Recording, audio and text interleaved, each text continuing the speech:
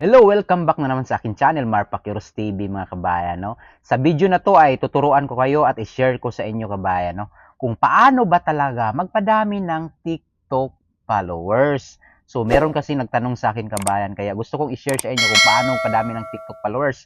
At saka ito kabayan, no? Pag madami kang TikTok followers at sinuportahan ka ng TikTok followers mo, posible na sisikat ka ding sa mga FB page mo, sa YouTube channel mo, diyan ka kukuha ng followers. Oo kabayan, dati kabayan, dito ako sa TikTok na account na to ay kumukuha talaga ako ng mga followers galing dito sa aking TikTok papunta sa aking YouTube at sa Facebook page.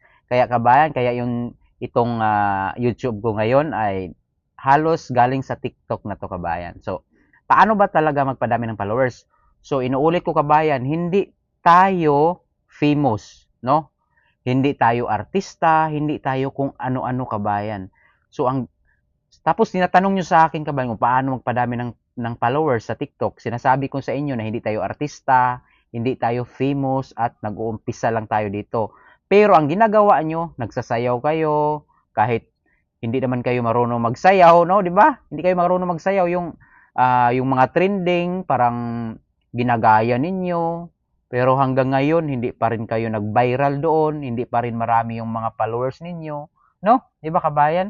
Tapos ngayon kabayan, kahit ano lang yung ginagawa ninyo, parang kahit ano na lang yung ina-upload ninyo, mga trending-trending na mga sayaw-sayaw, yung ganan-ganyan sa muka, yung parang ganyan, ina-upload ninyo.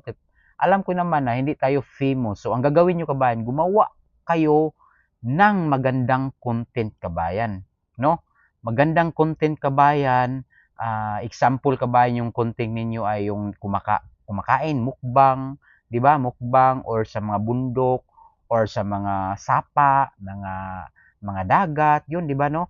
Mga simpleng buhay, mga probinsya na buhay, yung mga magsi-share kayo diyan kung ano-ano na content 'yun, hindi yung nagsabay-sabay kayo diyan mag-ano kayo, magsayaw-sayaw kayo, walang susuporta diyan kabayan sa sayaw. Meron lang sumusuporta diyan sa mga sayaw-sayaw na 'yan kapag famous ka, kilala ka sa mga tao or artista ka, no? Madali kang makilala. So katulad natin kabayan na wala namang nakilala kahit nga kapitbahay natin hindi mag-follow sa atin. So gumawa ka ng content yung magmumukbang yung kakaiba kabayan, magsi-share ng idea, knowledge, mga ganun kabayan nyo, 'di ba? Alam niyo man ganun, 'di ba? Iwasan niyo yung sayaw-sayaw muna kabayan kasi hindi naman tayo famous. Sayaw, wag na yung kabayan, yung drama-drama, wag na yung kabayan. So dito tayo sa mga content na buhay natin na buhay sa probinsya, yan, nagsasaka tayo, ano yung ginagawa. Yun yung sinishare ko sa inyo kabayan para gaganda talaga yung views kabayan. Tapos, lagi kang mag-a-upload, lagi kang upload ng upload kabayan sa TikTok kasi nga madali lang naman mag-upload sa TikTok, 'di ba? 15 seconds lang, 30 seconds, 60 seconds, 1 minute, 10 minutes, 'di ba? Madali lang kabayan, no? So example kabayan, bibigyan ko kayo ng sample. Kumakain kayo kabayan ng mga gulay, tapos yung background nyo sa likod, yung mga nasa probinsya, yung mga kahoy dyan, tapos maririnig pa ng mga followers mo yung mga sigaw ng mga ano, yung mga aso, mga ano, malakas na hangin, tapos merong mga ibon, no, mga tunog ng ibon. Yung kabayan, maganda yung kabayan.